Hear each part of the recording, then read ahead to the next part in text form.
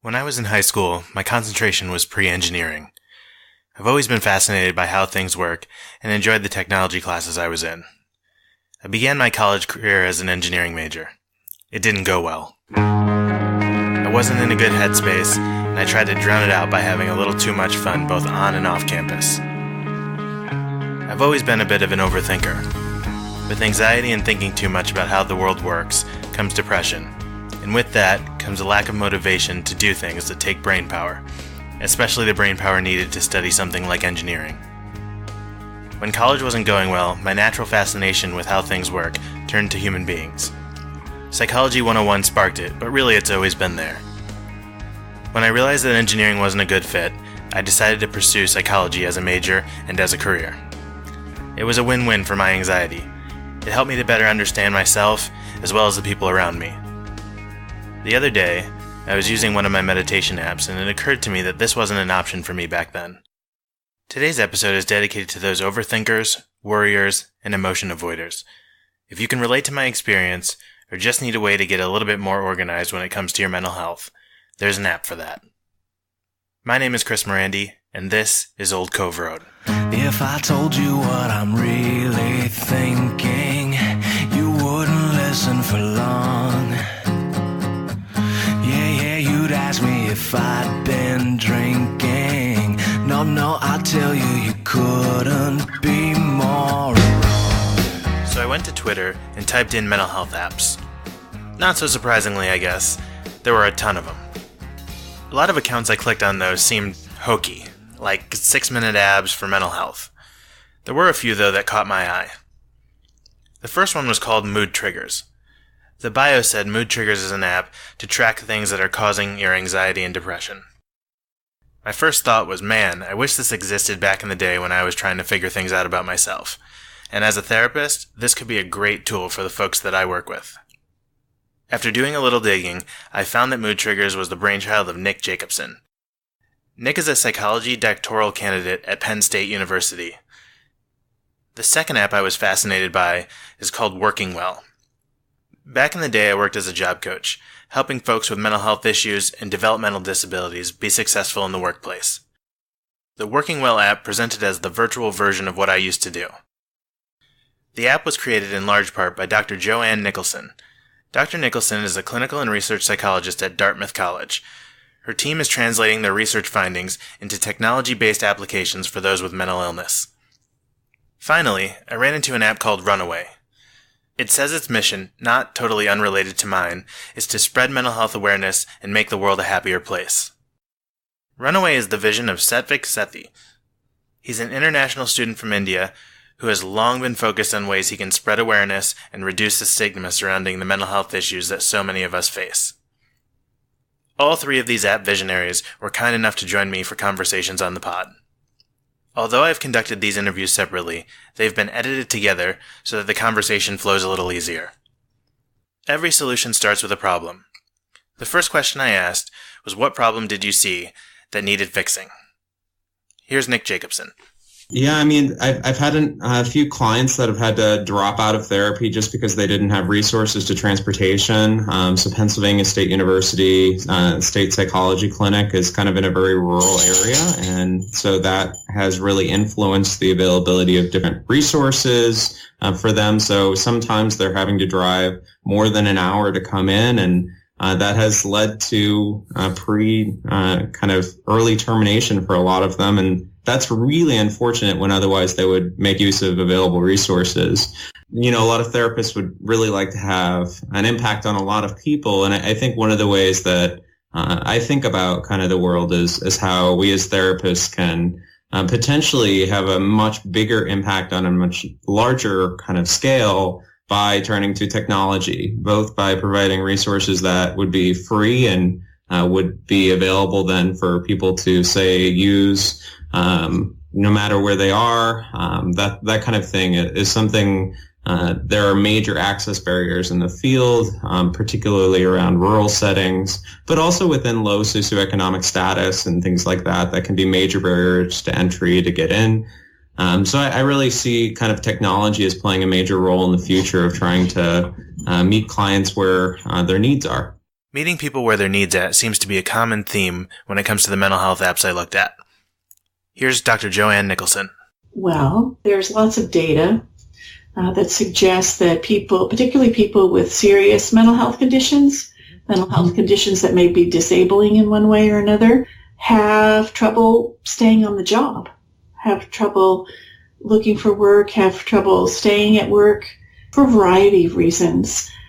Consequently, in-person models have been developed for providing people in my field, in the mental health field, with serious mental health disabilities, providing supports for finding jobs, for keeping jobs, for dealing with employers, for dealing with coworkers, for coping with their mental health symptoms while they're at work.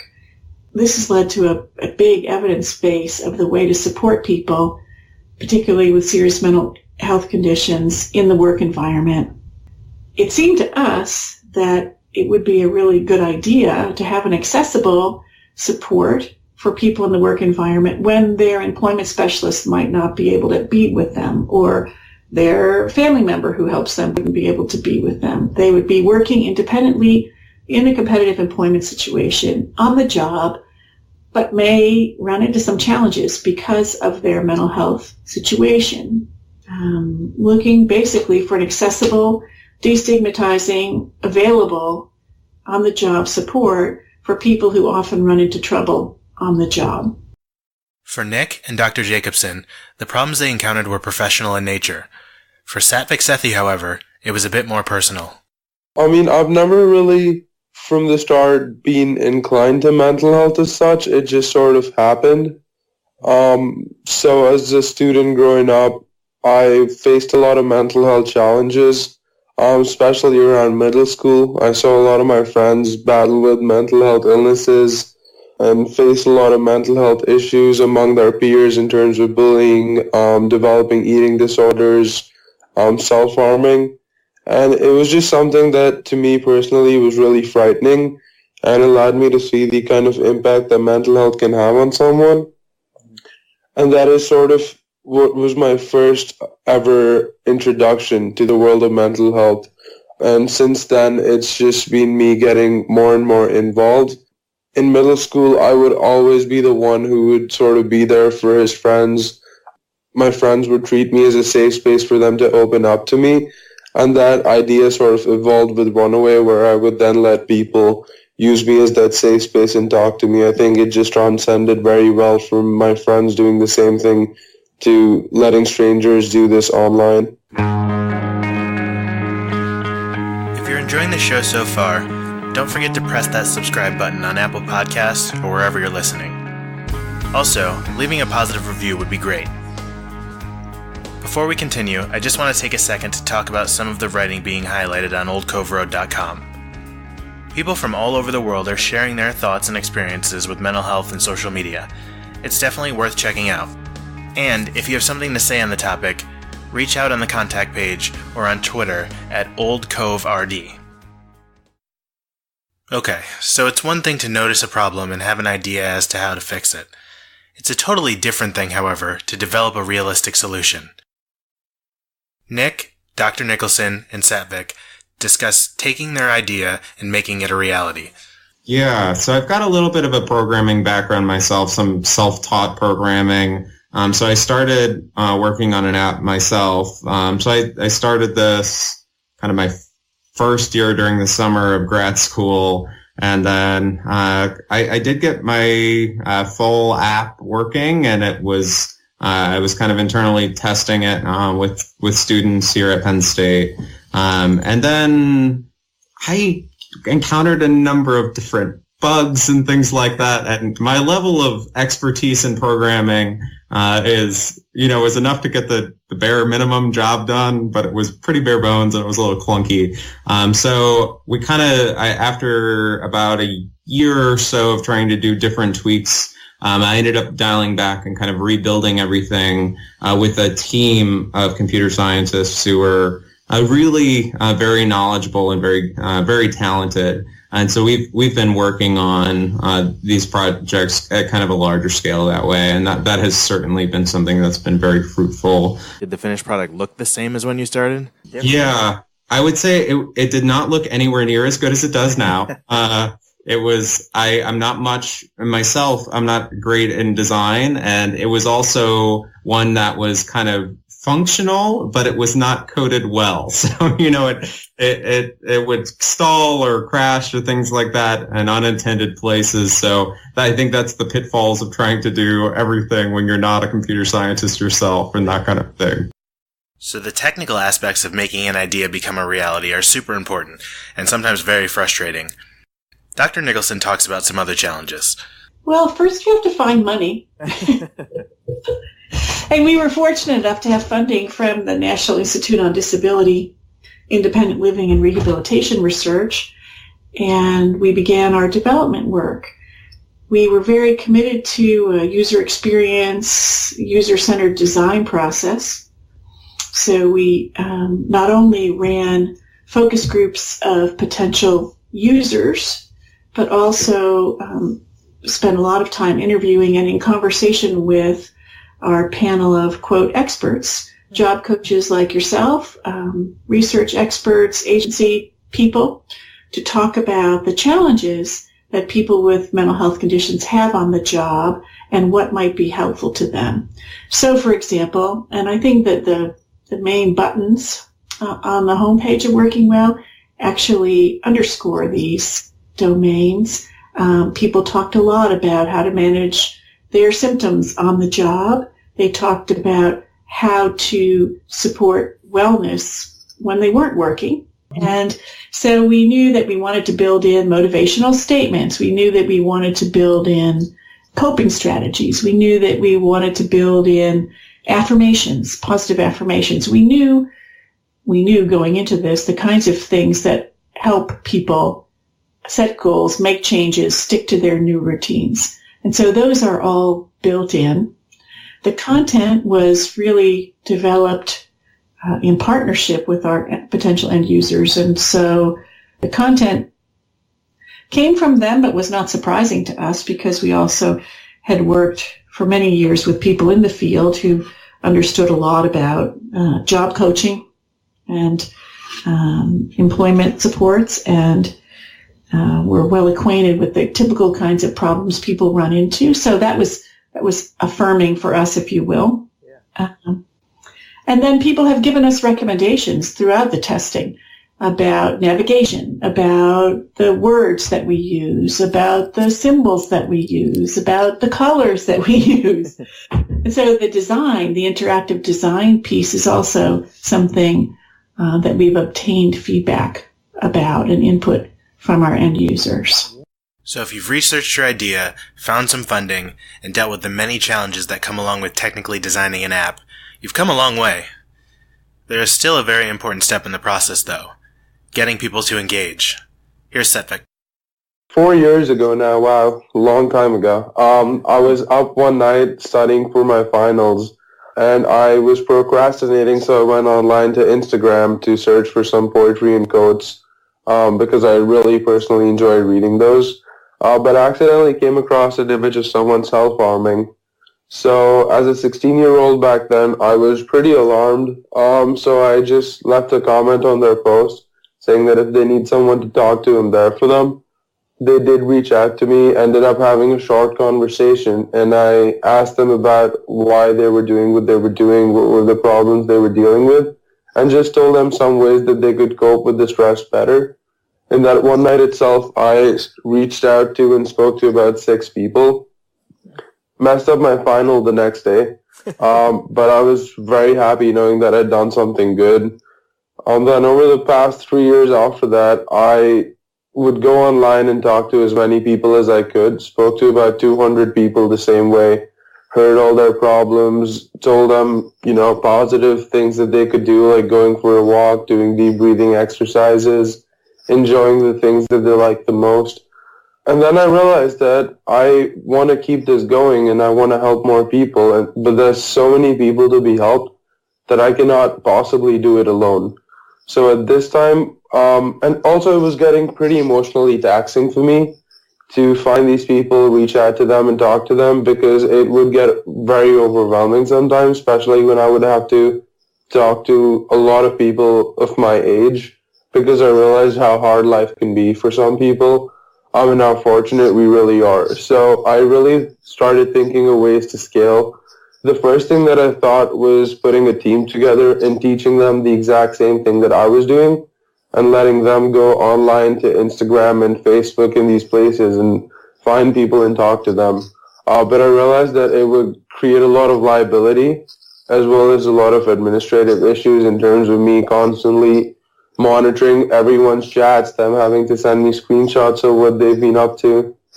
So then the next natural thing that I thought of was creating an app. What it would do is it would consolidate everything in one place, so I could have all the data readily available to monitor.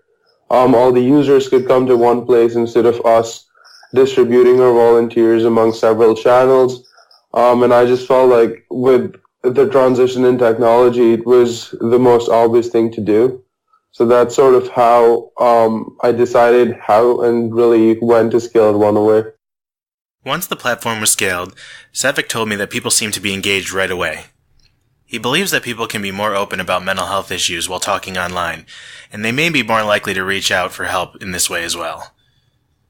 I asked him first about the feedback he's received, and then what folks can expect when checking out the website and app. So when I started actually talking to people on Instagram, I think the biggest feedback that I received, so I actually went to my family and friends the first night after I spoke to 6 people. The very next day I went to my family and friends and told them that, hey, I did this really cool thing last night where I found people online, spoke to them and helped them with their mental health problems. And I really thought that they were going to be proud of me or be really happy that I'm doing something good. But the only thing that I heard from my friends and family at the time was, you shouldn't be talking to such people and stop reaching out to them. You know, you don't want to engage with such people. They're a bad influence. And that really went to prove the stigma that still exists towards people with mental health problems in this society. And today I speak very openly about it, but I've had mental health problems too. I've gone to counseling at Binghamton University. I'm very grateful to have these resources. And at the time, it just made me realize that there's so much stigma, and that sort of pushed me further to work on this. Today, when people talk about Runaway, they're extremely proud of it. My parents talk about it all the time. They're really excited with what I'm doing. My friends all love the idea. They're some of my biggest supporters. And I think that really goes to show that if you really put your heart and soul into something, and if you really work towards desensitizing an issue in a constructive way, that you can change people's minds. And that's one thing that I'm very proud of myself for doing with Runaway, that people who once held the biggest stigmas towards mental health and, you know, people with mental health problems, I've been able to change their mind and show them things in a different light and show them how positive things truly can be if we just try a little harder. Yeah. So can you talk a little bit about what folks can expect when they check out Runaway? Sure. So at Runaway, we never give out any sort of subjective advice. I think the biggest thing we say to people is positive encouragement. So one thing that I've always strongly believed in is that no matter how hard things are, things will always change, because nothing is permanent. So if there is a bad phase that you're going through, remember that it will ultimately pass and there'll be better times ahead. And keep looking forward to those better times, because it will keep you going, and it is what's kept me going in the past. Just the fact that something better is coming up is hope enough to keep moving forward and see another day. At the same time, again, with all of Runaway's resources, you're more than welcome to use our website's plethora of positive content. We actually call it the Happy Zone. So you can use things from the Happy Zone to feel better. And also just make sure you're reaching out. If you think it's a really serious problem, make sure to seek professional counseling. It's not as bad as people make it seem. It's just a really nice way to open up and talk to someone.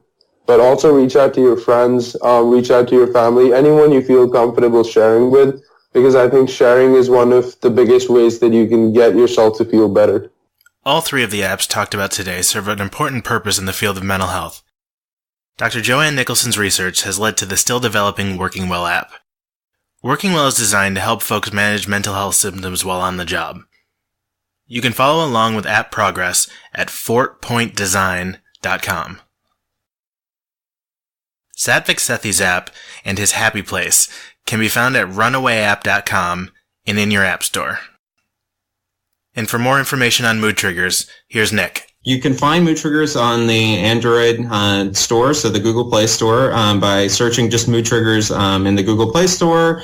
You can also find us at moodtriggers.com. Additionally, we also have kind of an iOS version of the app coming out hopefully in the next month or two. So hopefully you should be able to find us on Mood Triggers in the App Store as well on for those of you with iPhones. But otherwise, you can keep up with us and kind of our current efforts on what we're working on at moodtriggers.com. And you can email us at moodtriggers@gmail.com as well. When I started putting this episode together, I thought the message would be that technology can be used to support your mental health. And that's very much true. Phone use and social media continue to get a bad rap, but amazing people are using these terrible platforms to build amazing tools to support our lives, specifically our health and well-being.